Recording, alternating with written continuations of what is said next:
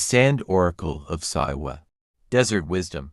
In the far western corner of Egypt, where the sand stretches like a golden sea and the wind moves like an ancient storyteller, lay the Siwa Oasis, a green jewel wrapped in silence. Palms shimmered like emerald feathers, and springs bubbled with water that tasted like forgotten miracles. But beneath this beauty lay a secret only the desert remembered, a secret that waited for a child brave enough to hear it. That child was Layla. Layla, the listener.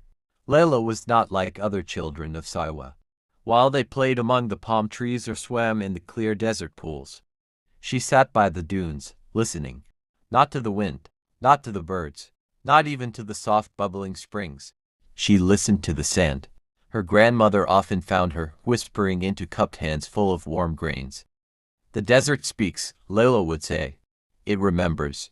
The villagers only smiled politely. Children's imaginations were harmless. But the desert knew her name. One year, Siwa changed. The spring that fed the entire oasis began to thin. Palm leaves drooped like tired elders. Fields cracked. Crops shriveled. The people grew afraid. The elders believed the gods were angry. The priests believed a ritual had been forgotten. The farmers believed a curse had awakened.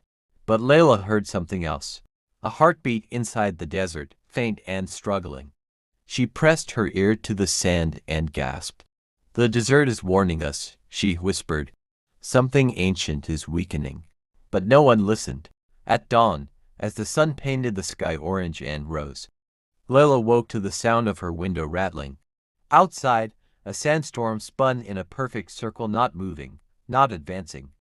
Waiting, calling. She stepped closer. The wind wrapped around her like a golden scarf, warm and irresistible.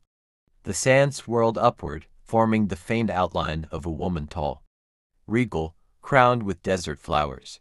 Her voice was layered like shifting dunes. "Layla, Siwa needs you. The Sand Oracle sleeps.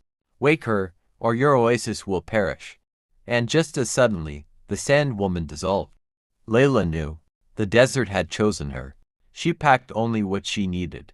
A small water skin, a clay bowl of dates, a cloth embroidered by her grandmother, and a handful of Siwa sand. Her mother begged her to stay. Her father forbade it. But Layla stepped into the dunes anyway. Small feet sinking into the golden expanse. Sun overhead like a burning crown. Miles passed. Heat shimmered like molten glass. The desert tested her with illusions. Mirages of water she could not drink. Voices calling her name. Shadows that shifted and vanished. Yet she pressed on, because she felt the desert guiding her. As noon broke the sky, Layla's knees weakened. A shadow crawled across her path, a giant silver scorpion. Unlike any creature she knew. Its tail glowed like moonlight, its eyes dark and ancient. It clicked its claws twice, then once, a warning. Instead of running, she bowed her head, a gesture her grandmother taught her for greeting spirits. The scorpion lowered its glowing tail and traced a symbol into the sand, an eye with a tear. Then it vanished into the dunes. Layla followed the symbol's direction. After hours of walking, she reached something impossible, a mountain of glass-like rock rising from the endless dunes. At its base lay a narrow opening. Cool air whispered out. Layla stepped inside. The cave was filled with carvings, tall walls etched with images of serpent guardians, women crowned with palm leaves, rivers that glowed, and a sleeping goddess made of sand. At the very center lay a mound of golden grains, pulsating with faint light. This was the Oracle of Sand. Layla knelt before the mound. Her heart echoed with the heartbeat she had heard beneath Siwa. She placed her palm on the warm sand. "Please," she whispered, voice trembling. "My oasis, my people. The water is dying. Wake, wake and help us." Silence. The mound quivered. The grains began to swirl upward, gathering into a towering figure, the Sand Oracle herself,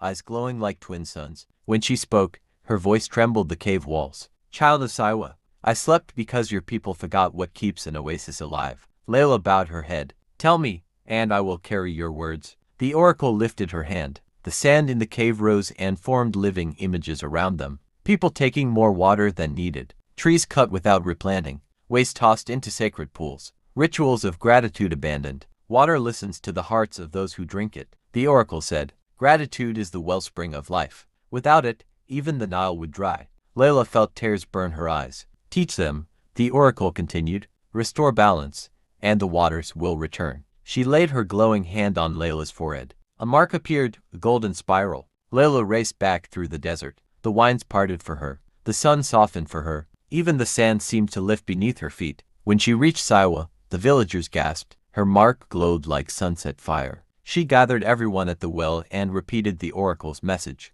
At first, some resisted, too proud, too afraid, too doubtful. But then the elders remembered ancient teachings. The priests found forgotten scrolls. The grandmothers sang old hymns of gratitude, and slowly, the people changed. They cleaned the springs. They restored rituals. They offered thanks before taking water. They replanted trees. They honored the oasis again. 3 days later, at dawn, the ground trembled. The well rumbled. A burst of crystal-clear water shot upward like a fountain touched by the heavens. People screamed with joy. Children danced. Women ululated in celebration. Men bowed their heads in gratitude. Layla stood at the well, tears glistening. The desert hummed, gentle and proud. From that day, Layla was known as the daughter of the desert, the listener of sands, the keeper of Siwa's balance, and Siwa Oasis flourished for generations, because a young girl dared to listen when the desert spoke.